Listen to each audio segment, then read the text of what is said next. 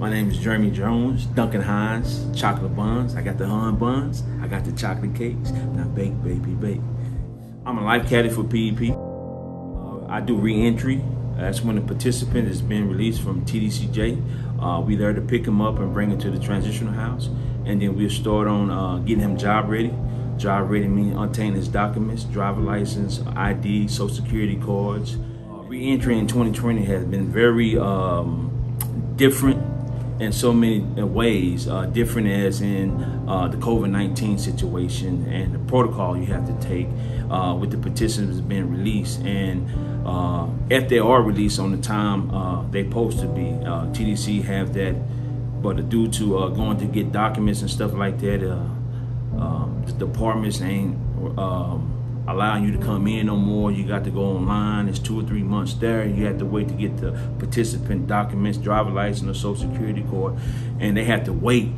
And then they can't get a job because they don't have the right documents. And so it just all the way around has been very different and very at times difficult, you know, because the participant is at some point they get stressed, and how do you fill in that gap for them? And you just, you know, we fill in that gap of stress and all that. So it's been very difficult, but through it all, we do still go through the difficult situations.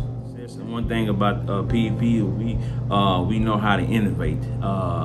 And we go, you know, obstacles that we might see. Sometimes we go outside the city limits to go get documents ASAP for the guys. And, you know, we even have some companies they'll take their TDC ID and hire these guys because they believe that we have the right data for these guys. And so it's a way that God has provided us to still stand and overcome the COVID-19 situation. Some of the employees that stepped up in 2020 has been the TRACOM, the HVAC, they train and hire.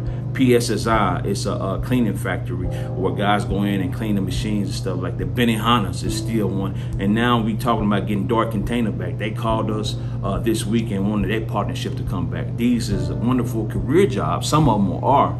And so that's some of the things that we have to provide for the participants. Like yesterday, I'm being Santa. I'm passing out gift to the participants' family, and I ran across one, and it was very, you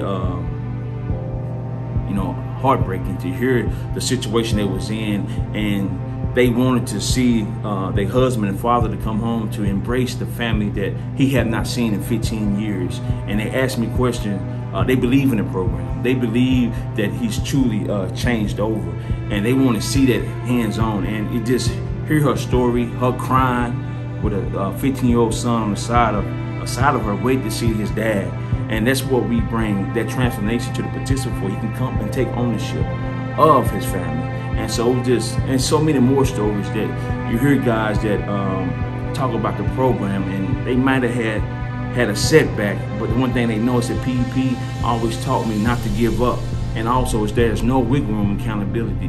And at points, you hear these conversations with these participants, and it's just phenomenal and to be a part of their life, because you know what? They want help, and they want to succeed. And that's the things that we do. We bring that hope into their life, hope into a situation, and just continue to live life.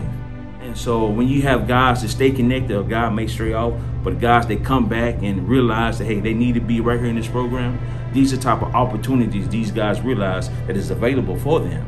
First, you know, as an organization, man, I just want to thank God for putting a strong leadership in this program.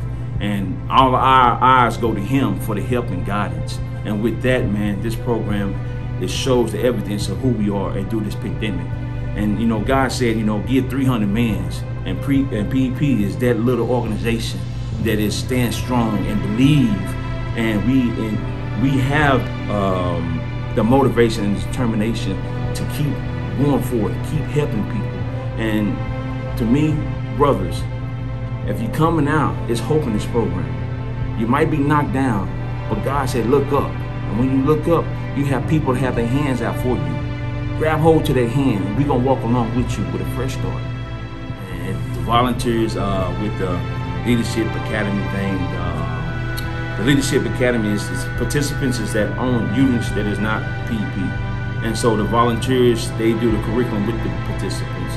And they really, you know, like I said, we got our 10 driver value. Innovation is one.